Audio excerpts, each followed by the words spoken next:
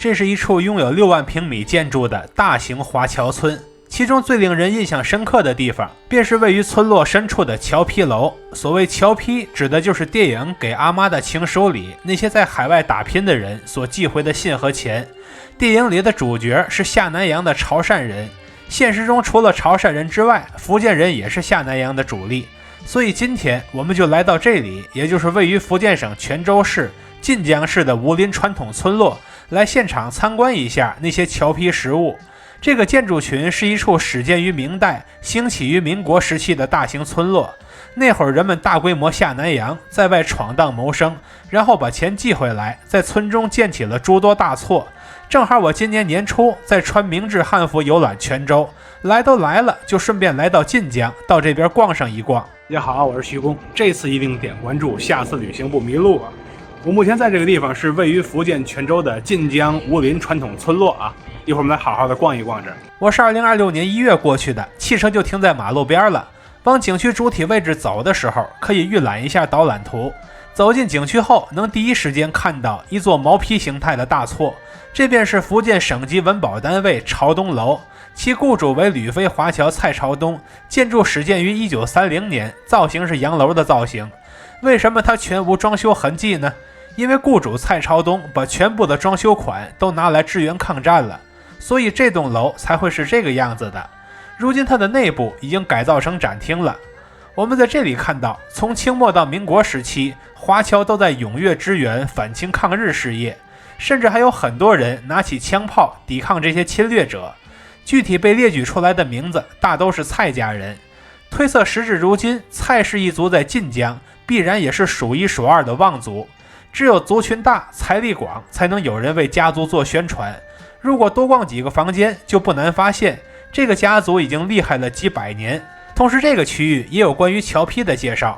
橋埤就是華僑寄回來的書信，以匯款為主，以書信為輔，寄回來的錢也是五花八門。看完這些，我們走出朝東樓，然後發現景區一共給我們推薦了3條遊覽路線，然後我決定按照第一條路線走。其實走的時候我也錯過了好多看點，好在沒錯過橋埤樓。話不多說，現在我們開始參觀，走到哪兒算哪兒。沿途中的第一個看點是民國期間的3棟厝，不過大厝的主體在裡邊，我們在這裡是看不到的，最多就是站在門口看看門樓的映山頂屋頂而已。下個看點就是今天的主目標，也就是橋埤館。這是一座3層紅磚洋樓，以前曾充當小學使用，如今這邊是專門展出橋埤、科普橋埤的地方。儘管第一眼看到的是對中國郵政歷史的科普，但並不多。它真正的核心看點還是對橋埤的展覽。像泉州晉江屬於是知名橋鄉，自然會留下很多橋埤實物，而寄送橋埤的郵政業務就是在民國期間逐漸成熟的。在1942年，因為日寇入侵，導致橋埤業務中斷許久，直到解放後，歷經了一段時間的改革後，橋埤業務才再次開放。看完這些，我們準備上樓參觀。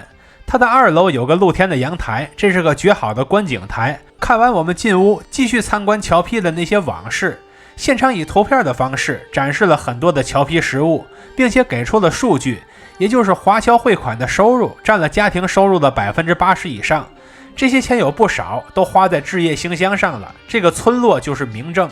此外，現場還介紹到，早期寄送橋埤的人被稱為水客，這屬於是一個比較散裝化的群體。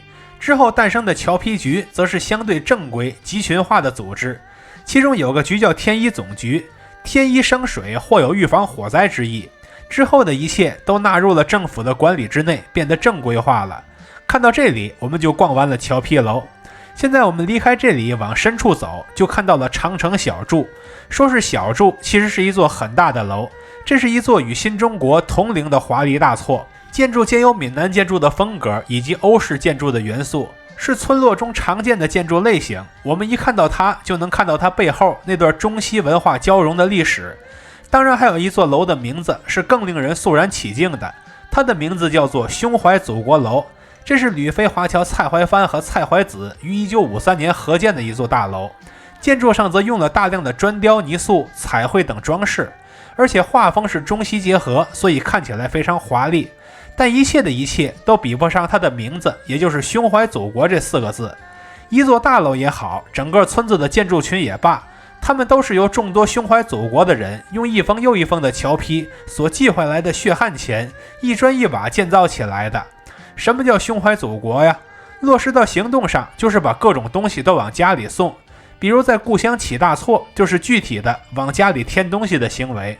而寄生心態的人就不一定了，他們懷念的不是这片土地，而是他們自己的利益，以及他們那个族群的利益，所以經常會把從這片土地上賺到的錢捲到其他的地方去。